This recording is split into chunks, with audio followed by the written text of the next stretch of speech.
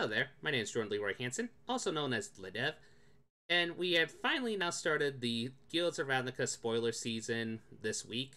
We originally thought it was going to start last week, but it was actually a bit of misinformation. But we did got a few cards reviewed last week that I didn't cover since it was just like one or two and some Planeswalker deck stuff, so I figure I'm going to cover those in this video as well as the stuff that's been revealed today.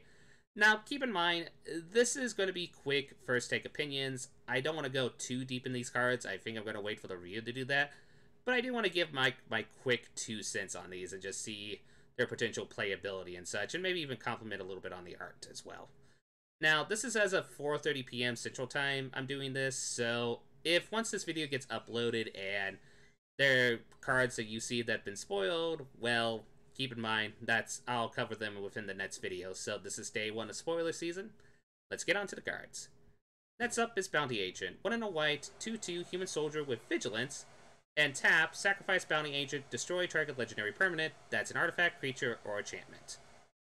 First of all, I do like the art on this. It's just nice to see kind of like the contrast and such, and just kind of one of those things you don't realize the ogre-like creature in the back. It's just kind of one of those scenes that catches you off guard. Now, I don't know if that's the proper creature type. You could correct me in the lore and such and such. But overall, this card is, I potentially think, a sleeper hit of the set. I think this is one of those cards that I think it's going to be a very versatile commander card, specifically for white control decks that want this. Yes, it is easily prone to removal, don't get me wrong on that. But the fact that you have this threat on the battlefield, and there are ways in white to protect early game creatures and such, I do think this is going to be a formidable card in Commander because it is one of those where people have to keep in mind it's on the battlefield. And either they have to remove it, or they have to be prone to the politics of, hey, I'm going to cast my Commander now, can you please not use your Bounty Agent to destroy this? For Standard, it's a maybe. I think it's one of those that it is tempting to think right at first of things like, oh, this can destroy Search for Azcanta or such, or, cards. Very popular legendary cards that are seen play in the meta, or like Nicol Bolas and such. The problem is, it is a 2/2, it is prone to a lot of removal that is in the meta, so I do think it's going to be a good tech card at the very least, but do keep in mind, really depending on how the removal is catered in this standard rotation meta, this is prone to removal, so that's probably this weakness in standard. But I do think it's a card that we'll see mostly its play in Commander, and potentially standard play as at least a sideboard tech card, depending on the prevalence of legendary cards in the meta.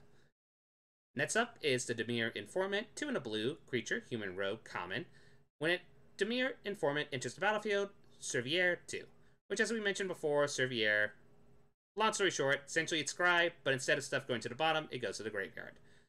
Now, I do like the art on this one, just with the contrast of the shadow on the back and such. It's just really spooky. As the card itself, it's fine. It's one of those cards that I think it's going to be kind of like a 23rd draft card. There is versatility on it, especially if you have a more slow speed type of deck in draft. The Serviere 2 helps also just scrying and just altering your deck, but also having a 1/4 as a potential blocker. I do think that's just its purpose. It's more a card to be dirtily and just help with control decks in Limited. If it sees constructed play, I'll be surprised, but on the other hand, weirder things that happen. Next is Whisper Agent. 1 and either 2 blue, 2 black, blue or black. It's hybrid mana, so you can either spend for these a blue or a black, so it's free costing. Whisper Agent, it's a human rogue, common, flash. When it enters the battlefield, Serviere 1. Now, if you ask me which of this, between this card and this card, which one's better, this one. This one has so much versatility with the flash. The fact that you can use it as a combat trick to help block against an incoming attacker. The fact that you can flash in also on the opponent's instep, so you can have a free 2 to attack on your next turn. And the Serviere, even though you don't Serviere as much, you only Serviere 1, the fact that you get both this creature at flash speed and being able to do that at the same time, this is a common to keep your eye out for in Limited. I do think it might even potentially see some fringe play in Standard. I'm not 100% sure. It depends on how tempo decks are in the meta and whether if there are better Serviere cards at lower costs, like counterspells and such, which we have seen. But still, I think this is going to be a great Limited card. and might even see some fringe play in Pauper. Next is the 1 in hybrid, either red or white, fresh face recruit. It's a 2/1 human soldier. As long as it's your turn, fresh face recruit has first strike. Honestly, this is more of a limited card. It's one of those that I think this is mostly going to be for Minter and Limited and such, and it's a piker. The fact that it has first strike on your turn is nice, but the problem is it makes it where this is more a aggressive card than it is a defensive card. There are times where you have to maybe use this as a blocker, which would feel bad, but it's a piker. You kind of expected that. If you can get in for some damage, you can. If it has some Minter triggers, it's nice that it can get bigger with first strike and such. I do think this is a common that will help the Boros style or aggro style decks, but I don't think it's going to be like a major component. I do think it is going to be like a 23rd to 20-ish card. It might be more important if you rely more on the Minter triggers. It can be intimidating if it could grow big, but it's nothing to write home about. Next up, a reprint that many Commander players are really happy about. Chromatic Lantern, free mana artifact. Lands you control have add 1 mana of any color. With tap, add 1 mana of any color. So it's a mana lock that actually makes your lands be able to tap for any color of mana. Is this good? Yeah, it's really, really good. It sees constant play in Commander. Like, this is a Commander staple if you play any multicolor decks. Like, there are rare fringe circumstances where if you're a green multicolor deck that you use other spells such as pretty much any of the land fetch spells that are in green, like Secure Tri-Belter comes off the bat, and other spells like Cultivate and such, then you might not want to use Chromatic Lantern, especially if you're in an artifact hate-centric meta, depending on your Commander space. But this is just a great reprint. Like, it was going up to $15, so it's great to see this reprinted so people can actually, if they need it for a multicolor Commander deck, like we got with the Planeswalker Commander 2018 decks, it's great that we actually got this for help color fixing for those who don't have access to color fixing. Plus, it might actually potentially see standard play. The fact that a Braid's coming out and the fact that it allows color fixing, I do think there are decks that will toy with this card. The catch is, there is still stuff like Thrashing Brontodon in the meta, and Naturalize and such, so it might get hated out that easily. So I don't think this is a card that if you do go multicolor, you want to rely on this totally. But it's still a mana rock that allows you to get your lands to be able to tap for any type of color. It might actually see some fringe standard play, maybe. But mostly, this is just a Commander card. This is a card that Commander players love to play with. I mean, trust me, many Commander players were cheering when they saw that this card was going to be reprinted in this set. Next up is the Sunhome Stalwart, I think is how you pronounce that. 1 in a white, human soldier, uncommon, 2/2, first strike, Minter. Honestly, just a great draft card. It's a bear that has first strike, which is for 2, is kind of absurd. And the factor that if you are in a very aggressive deck with 1-drops as well, to be able to use the Minter trigger, so you play a 1-drop that's hasty or maybe very aggressive oriented, or maybe even like a 1/1 bird with lifelink like we mentioned before, and then being able to attack with this to make your 1/1 into a 2/2 and such. This card in draft is going to make some people's lives a little bit tricky. Now, it is prone to removal, but on the other side of the coin, well, free mana shock. Do I have to say any more? At sorcery speed. So I do think 2-drops are going to be a lot more protected early game. So I do think this card has the potential to see play in draft. In constructed, maybe. It really depends on if a Boros aggro deck is a thing. Then they might toy with this card as just a way for Minter triggers and just to get an early game aggressive creature out. Because First Strike does block against a lot of early game creatures. But on the other hand, it really depends on how the creature curve is in the meta and what are the popular creatures and such. Like, for example, this can't block a Flashing Brontodon. Let's be frank on that. Still, it's a good card. Definitely going to see its play in draft. Next is Samara Woodshaper, 2, green and a white, Elf Druid, common, 2/1, which has, when it enters the battlefield, look at the top 4 cards of your library. You may reveal a creature or enchantment card from among them and put it into your hand, put the rest on the bottom of your library in a random order. Honestly, it's just mostly a draft card. If you need it for draft, like to pull a specific land for Fitzing, or if you need to pull a specific control-based enchantment, or maybe even a powerful enchantment that helps benefits you, it really depended on how many enchantment stuff that we get in Celestia Colors, then this card might see a lot more play. Constructed, I don't know. I mean, there is the fact that you can use this card to dig up cards like Sail Away and even some of the still Oblivion Wings cards that we're going to still keep in the meta. But paying 4 mana for a 2/1 does kind of feel a little bad. Oy.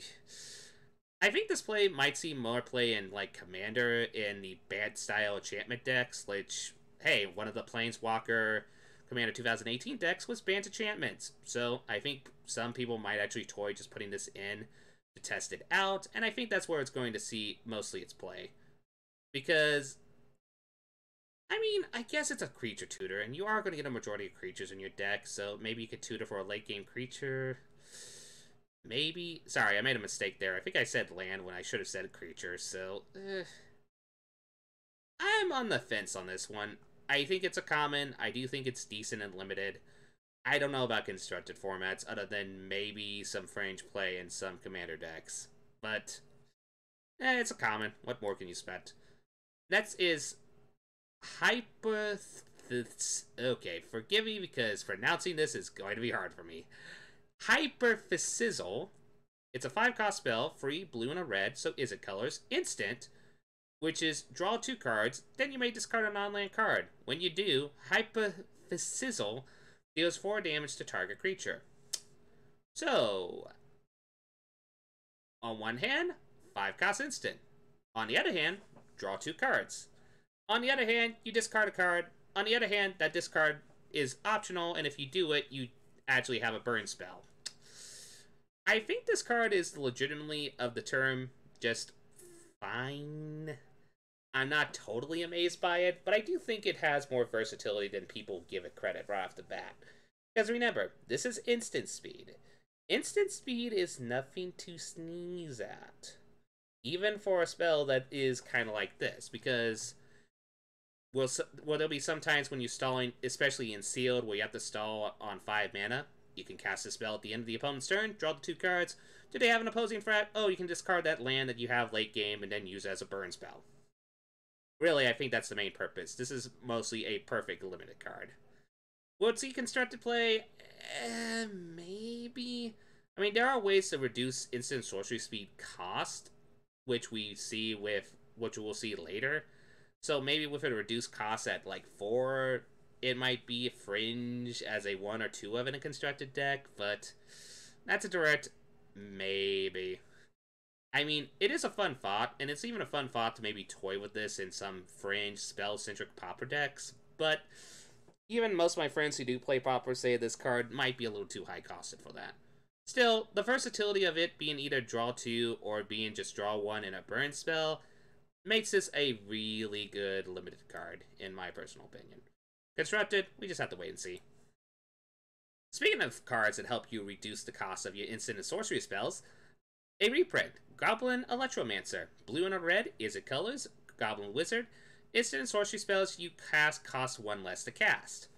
So, for those who have not played in guilds and haven't played with this card, here's a tip. If you're playing Izzet and you're playing spells, play this card. Just, here's the tip of the day.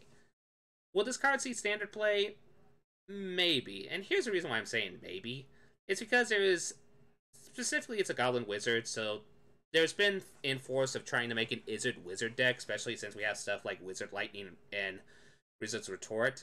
And while technically those spells get reduced a lot more thanks to the fact that this is a wizard, the fact that now we have options to make other control-based spells that we might want to put in the deck rather than Wizard's Lightning and Wizard's Retort reduced thanks to Goblin Wizard is nothing to sneeze at. I think if we get a lot of good instant or sorcery spells, we might be able to make the Izzet spell deck that we want to do in standard. Though that's probably just me in the sky cloud thinking. I still have to see the rest of the set to see if that's even possible. Overall though, great bear. Don't underestimate this card. This card is pretty good. Next up, speaking of a card that is pretty good, actually it's pretty absurd, the Assassin's Trophy. Green and a black, so Kagari. Instant. Destroy target permanent an opponent controls. Its controller may search their library for a basic land card, put it onto the battlefield. Note, battlefield, not battlefield tapped. Then shuffle your library. Or they shuffle their library. Okay. Before we move on, I'm going to go into a little bit of a side lecture that people are going to probably see. Yes, this card is good, but we'll get to it, but here's the thing. This card, at the moment, its pre-order price is about $28 to $30. I know there's some people who look at this card and they think it's like an Abrupt Decay or such, or it's going to be a really good modern card or multi-format card, and they want to get their cards right off the bat. Here's my advice personally, just wait. Pre-order prices are always going to be really spiked for people who want to get the card right now.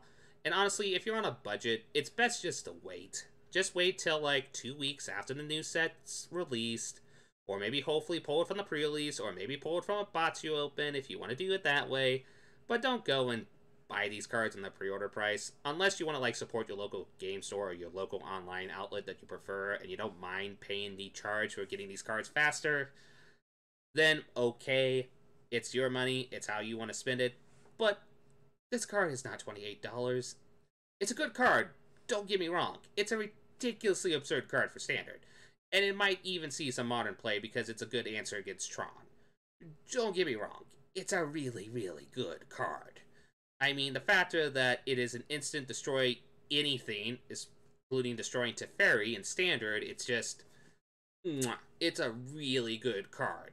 That's why I'm just trying to tell people that, yes, you might want to get your playset of these, but don't go pre-order it for $28 a piece.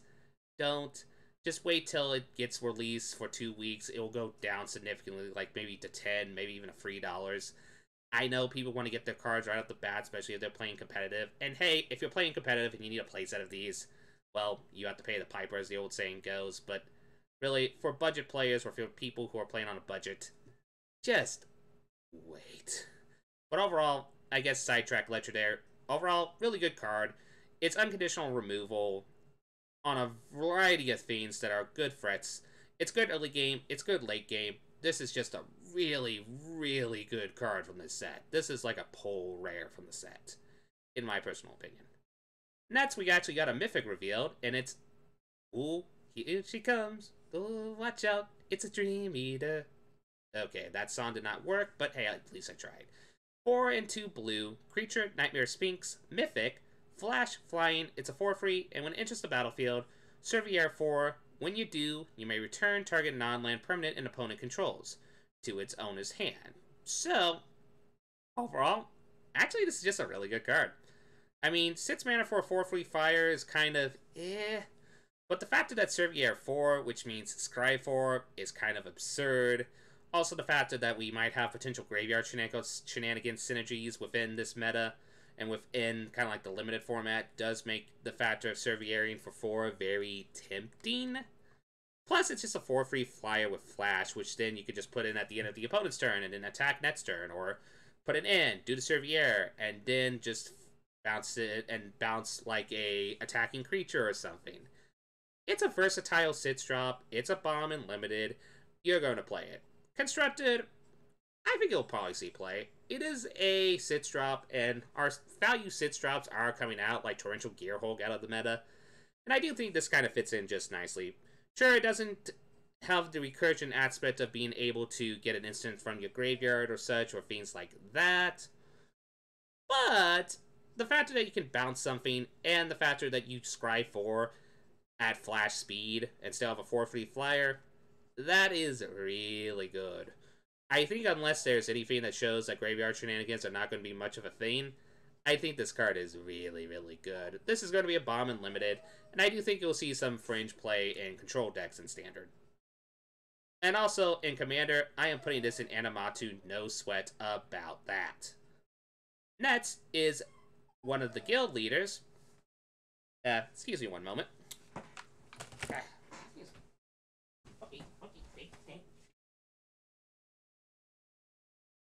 First of all, just putting this little puppy on bed. This is my puppy, Iggy. Okay, here you go. You be on the bed, and I go do my video review. Okay, sorry about that. Where were we? Oh yeah, Niv Mizzet Paran. Free blue and free red. Legendary creature, Dragon Wizard. This spell can't be countered. It has flying.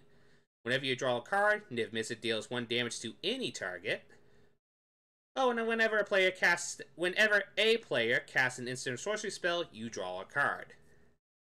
Remember, it says whenever a player, not you, any player, when they cast an instant sorcery spell, you will draw a card, which means you will deal damage to an opponent, to anything that you feel fancy to deal damage to, and it's a 5/5 flying Dragon Wizard, which, oh hey, it's a Dragon Wizard, so it synergizes with the wizard spells from Dominaria. Is this card good? Yeah, I think it's really good. I think people are kind of worrying about the free red and free blue, but remember we have cards like Sarkhan and such, and even Dragon's Horde to help get this spell out, hopefully as early as turn 6. Overall, okay, I need to take a breathe. And the fact that the spell can't be countered is awesome. So at the very least, even if it gets on the battlefield and gets removed, you still at least deal 1 point of damage and draw a card. Feels bad, don't get me wrong, but I do feel like just wasting a Fred on this and being able to do that. Overall, I like this card a lot. I do think if Wizards needed a card to help support the archetype, this is probably it. It is going to be hard because that mana cost is tricky, don't get me wrong. But if you do stick specifically to an Izzet style deck and with proper mana, I do think this card will see play. I do think this is a really good standard card. Will it see play in Commander? Most likely. Will it see play in any Eternal formats? I don't know. I can't really be a judge for that. But I do like the card. I think it will be a fun card to toy with in Dragon style decks in Standard.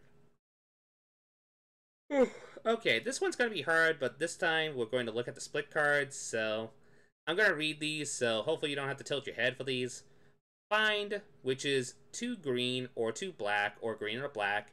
Be a sorcery speed, it's a split card. Return up to 2 target creature cards from your graveyard to your hand.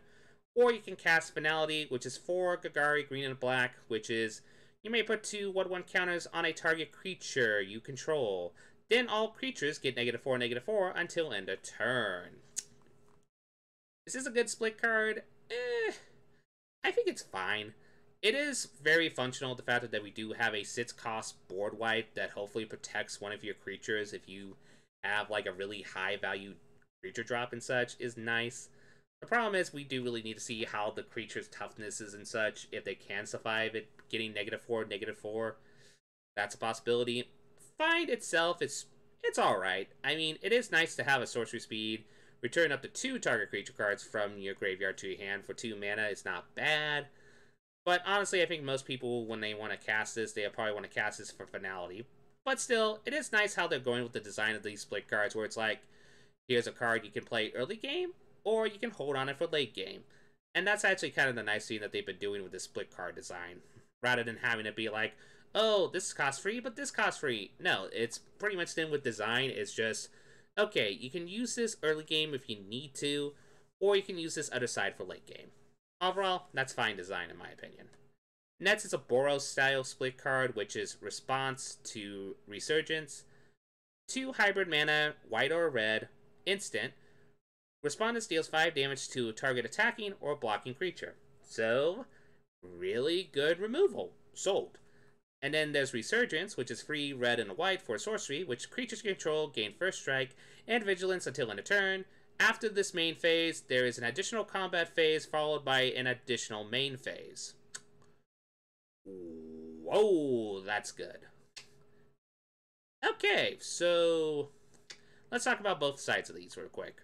Response, perfect removal. I mean, these type of Gideon Reproach type of removals are not 100% popular, but from the stats I've been seeing, I think this is going to be a top tier removal spell. The fact that you can instantly take out most of the threats in the meta just by essentially just attacking in with it is very nice. And the fact is, this is perfect late game as well. So if you have like an aggro mid-range based deck, the fact that you give them first strike and vigilance until in a turn, and then you get this an additional combat phase, just followed by an additional main phase, so you can either build up your combat armies or such, or just do something during the main phase. That's really interesting. I mean, I don't know if the additional main phase is totally worth it. I think mostly people are going to do it for the additional combat phase.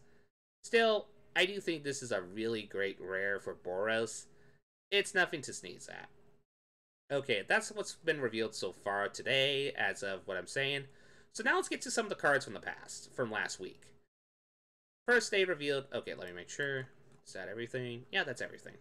First, they revealed a common last week called the Rarely Okapi? Akapi? I think it's how you pronounce it. 2 and a green, creature antelope. It's a free 2 with vigilance. Honestly, only a draft playable card. You'll play it in draft if you need a third drop. It's going to be kind of like a 23rd card. It's not bad. I'd be surprised if it sees constructed play. We already have enough value-based free drops in green. Crashing Brontodon. I think I said that third time this video. But yeah. I mean, it will probably see some... It will most likely see just fringe limited play. Maybe someone will toy with it in Pauper because they like the art. Who knows? But really, it's just a free 2 with vigilance. Nothing to sneeze at. Next, now what we're going to talk about is cards from what's the Planeswalker decks. Now, for those who are new, Planeswalker decks are essentially... They're intro decks that you can buy during the pre-release or even during the launch of the new set.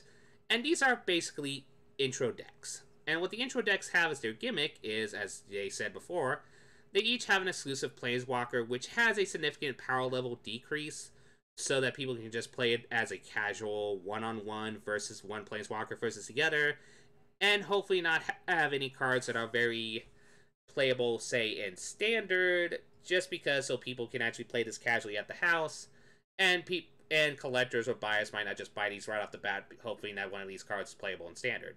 So, no, you're going to see a very significant power level decrease, but that's because this is more a beginner's product. It's for people who are beginning the game and just are trying to learn it. So, we got that? Good? Good. Okay. First card they revealed is Ral, Color Storms. 4, blue and a red. Is it colors? Legendary Planeswalker. It's 4 loyalty and has +1, draw a card, -2. Ral, Color Storm deals 3 damage divided as you choose among 2 to 3 targets. Or -7, draw 7 cards. Ral, Color Storm deals 7 damage to each creature your opponent controls. So, honestly, Sid's cost is a little steep, but honestly, this is just a great beginner. It does help with the Izzet style kind of mechanics. The fact that you draw a card, or you can just use it right when you cast it to do a Cone of Flame effects. Or say, formats like pretty much casual kitchen top Magic, it's fine. It's one of those cards that I think people will have fun playing with this and such, and the Ultimate is very fun. But it is one of those cards where it is specifically just a casual card. I would be surprised if this sees Standard play. So, don't bet the house on it. Also, another one I would not bet the house on seeing play. Vraska, Regal Gorin. So, let's actually first, before we get to the cost, talk about it's a 5 loyalty. +2, put a 1/1 counter on up to 1 target creature. That creature gains menace until in a turn. That's cool.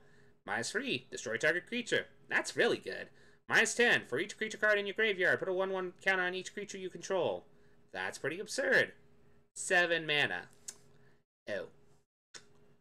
Yeah, I think this is a card where you can definitely tell that if this was 5 or 4 costs, it would be absurd, but the fact that it's 7 makes this card very, very hard to play in Standard, which, as we said before, is the intentional purpose. This is a casual play card. They want you to play this with Kitchen Top Magic, with your friends, against the Planeswalker decks. But overall, those abilities are nice. And I do think this might actually see some fringe Commander play in decks that rely on cards like, say... Oh, I don't know. Doubling Season?